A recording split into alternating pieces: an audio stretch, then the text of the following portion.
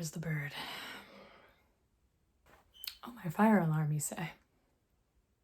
You hear my fire alarm? It's not my fire alarm, guys. Don't worry. It's my bird. Kelsey.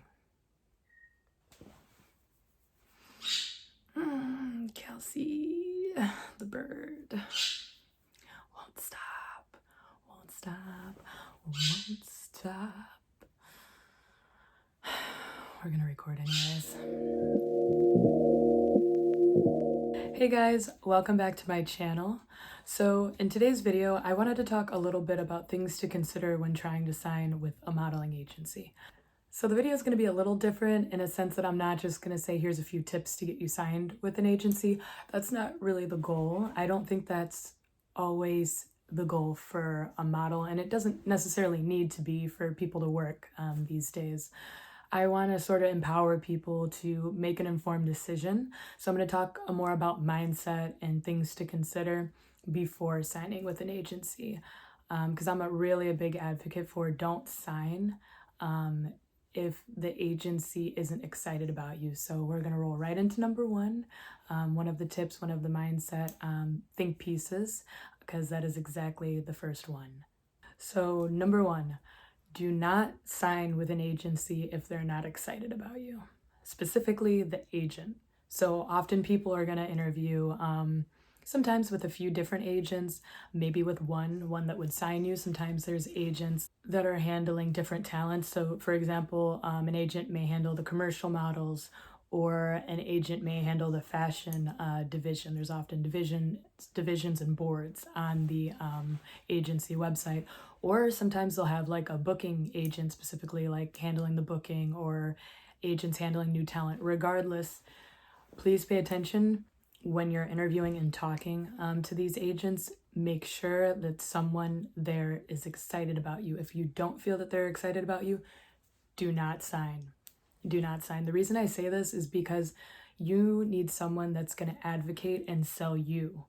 You need someone that's interested in knowing you, because the agent really can't sell you if they don't know anything about you. So whether that's skills, personality, experience, like them knowing your resume, the point is they need to look at these tidbits to be able to sell you and match you with the best clients for your look and for your demeanor. So please don't sign if you don't feel that that agent is excited about you. You will not work. Speaking of work, a way to tell if people are working is by looking at the boards. So often I mention boards and divisions. Models are often classified under different boards like main board, commercial, fashion, talent, things of that nature, influencer. So when you're trying to decide if you want to sign with the agency, one thing I tell people to do is look to see if their models are working. You want to work. That's why you're signing with them. A way to find out if models are working is by looking at the agency's website and Instagram. So by looking at the agency's website, you could find models and look at their portfolio. Usually the model is advertised on their agency website.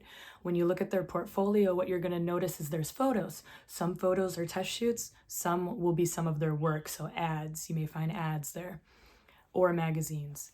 So sometimes like magazines, good and bad, sometimes that really doesn't mean much. A lot of times people don't understand that you could really submit for a lot of magazines. A lot of magazines are popping up that are online only.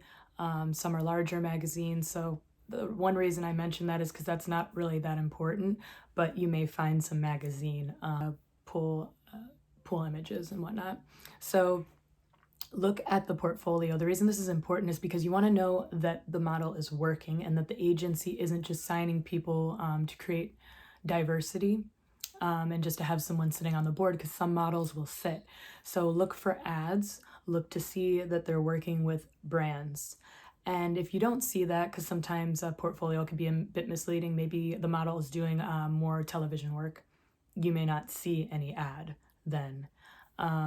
Go to Instagram and look up some of these models. Sometimes people will put their work on their Instagram page.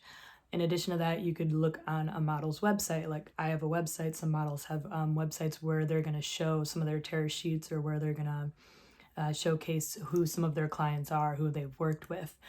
So check the websites, do the work to research, and make sure that the models are working. If you don't see them working, and if you see a lot of models not working, then you may be in trouble.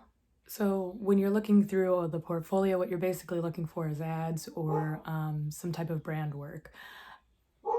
What you'll notice is that some people have a lot of photos on their portfolio, but they're actually test shoots.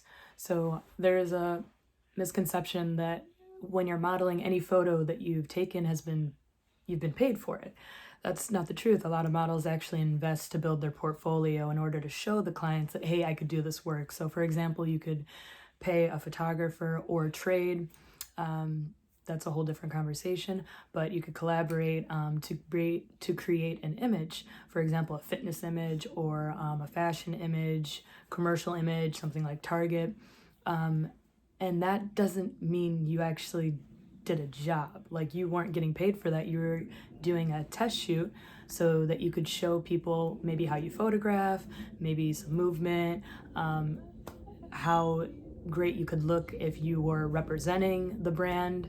So what you'll see a lot of the times in portfolios for models are test shoots. It's essentially practice. So if you're seeing a bunch of test shoots, it could mean that the model's new, or it could mean that the model isn't working as much. It could mean that there are updates because the model looks different now. So we tend to update our photos a lot when the new seasons come around to show clients what we look like.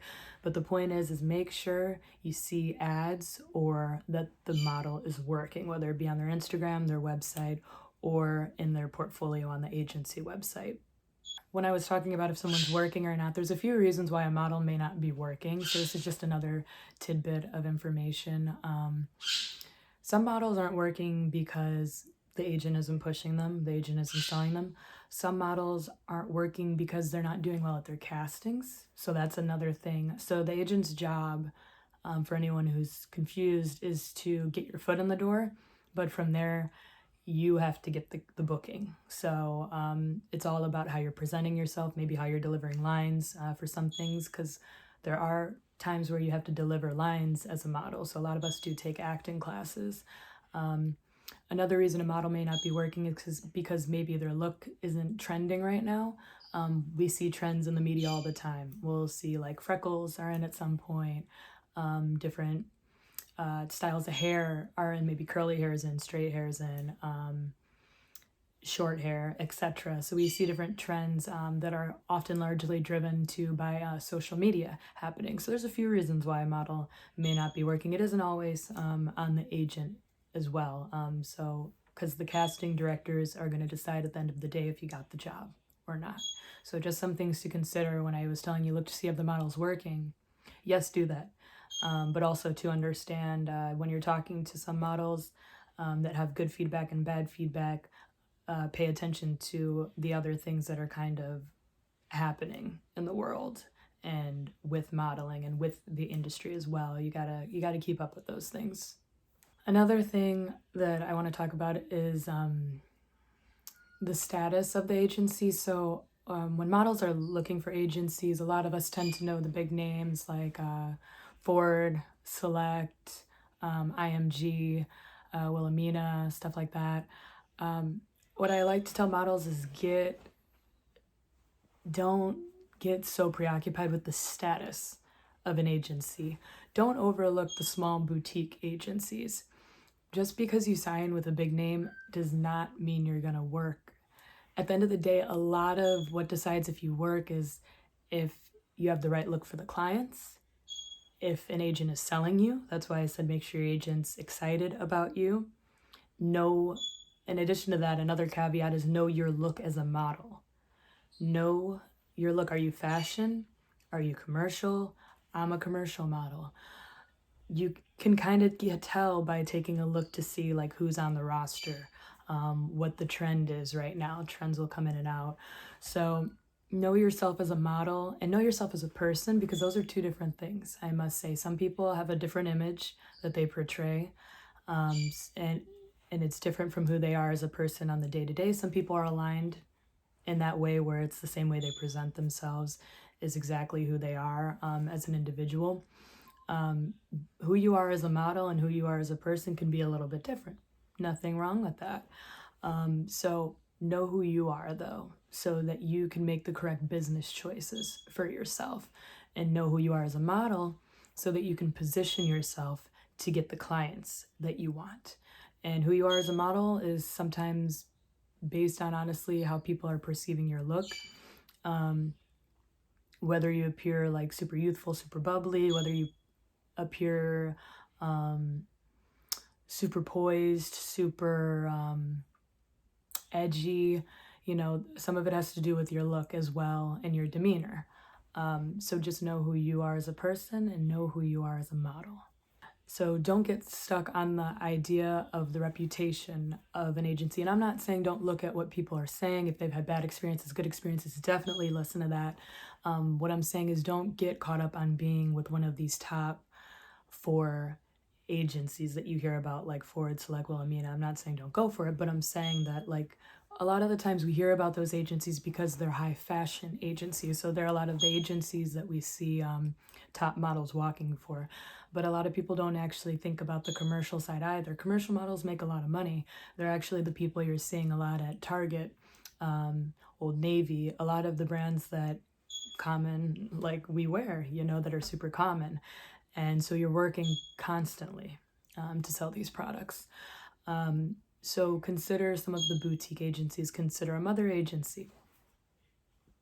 Another video. I'm not going to go into that right now, but consider a local small agency that's in your area that is willing to help you get signed to some larger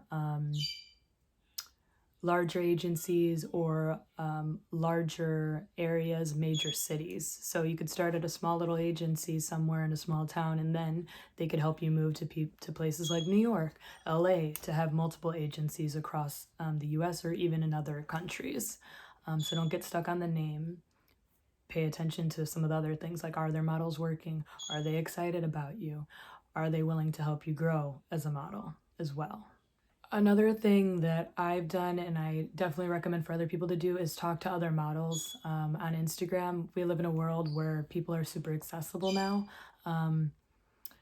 And I know a lot of models and a lot of my friends as well who are definitely willing to talk to other models because they don't want them to fall into scams or bad scenarios. So message a model and ask them, what do they think about their agency? Are they having a good time? Do they have good experiences? Do they feel supported? Are they working? Are their friends working? Because one thing I will caution you is that you're going to hear good and bad about every agency. I tell everyone that when you're their favorite model, models tend to be a lot happier. They're more likely to say good things about the agency. When a model isn't working, some models are disgruntled. They're not going to say the best things about the agency. So collect different opinions, ask why, and kind of decipher from there, interpret your own way. But I think talking to someone at the agency, besides an agent, is a really good way to discover if this agency is going to be the best fit for you and if you even want to sign. Lastly, a thing to consider when you're talking to an agency is whether you're signing an exclusive or non-exclusive contract. So I'm not going to go super into this one because there's a lot of videos that I think cover this super in depth. And some videos are even done by modeling agents, which I think that those are always good points of view to have as well, in addition to hearing other models talk about it too. So it's always good to have a different perspective. But with an exclusive contract, you're basically getting your jobs only through this agency. And then with a non-exclusive contract, a lot of people, what they'll do is they'll sign multiple non-exclusive contracts with different agencies. So that means you could get your work from a few different places, and depending on how everything is written out, sometimes people bring their own jobs to the agency as well, or kind of, a lot of people still call it freelance. They'll say, oh, I'm a freelance model, and they have multiple different non-exclusive contracts, as well as they work to pull in their own jobs too. So things could be written different. You need to read the fine print there, and you need to understand what your agreement is with your agency. I'm in an exclusive contract right now with my Chicago agency, and things could get confusing for some people because they'll say, "Oh, so you can't have another agency." I can. What would happen is my agency would become my mother agency, and from there I would add on other contracts with different agencies. But what usually happens is you're not going to have a competing agency working within your region. So I've had this conversation with my agency, whereas they're good with helping me sign on with another agency in LA, so West Coast, and then East Coast. You know, I've looked at agencies like around New York, for example. So you could have other agencies. I think there's like sometimes confusion with the exclusive and non-exclusive contract. But for example, a breach in my contract would be if in my exclusive contract is if I go and get a job and then I get paid and I didn't inform my agent and they didn't get their percentage. So that would be breach of my exclusive contract. Whereas you have these non-exclusive contracts, there may not be the same repercussions in that instance, but you do need to look at the fine print of your contract there. So decide for you if it's better for you to have non-exclusive contracts in a few different agencies, or if an exclusive contract is going to be beneficial. A lot of ways to tell what the best route is for you is by also looking at the clients that the agency has and seeing if you're likely to get work. A way to find out who their clients are is by looking at their Instagram page a lot of the times, and by looking at their models and seeing who they're working for. That's how I've kind of gotten around that question. I just wanted to see if their clients were aligned with my look or aligned with who I want to work with, and to see if I thought they would have any interest in me based on who they're hiring on for these jobs. So you could do a little snooping there instead of having to ask the question directly. I mean, you could try. Some people may be more transparent, but I found and heard that there's sometimes pushback to reveal all of your cards when you're in an agency interview. So you could go around that, take a look at the models and see who they're working for, and that'll give you an idea of who the clients are. And the reason that their clients are important is because some clients only pull from certain agencies. So if they're looking for commercial models, they're not likely pulling from, let's say, like Wilhelmina, etc.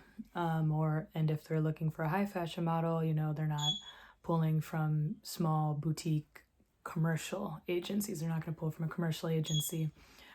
So keep that in mind. The reason the clients are important is because those clients usually pick a few agencies to continuously pull models from. Well, that's all I have for today. I know that's a lot of information in a quick time period, I suppose. And there's a lot that I could go on a big discussion about, but we're not going to do that today. Just trying to give you a few thought points to get your thoughts collected and make you consider a few things, and hopefully it'll guide you a little bit when you're making some of these tough decisions or having agency interviews or just considering what's the best route for you as a model.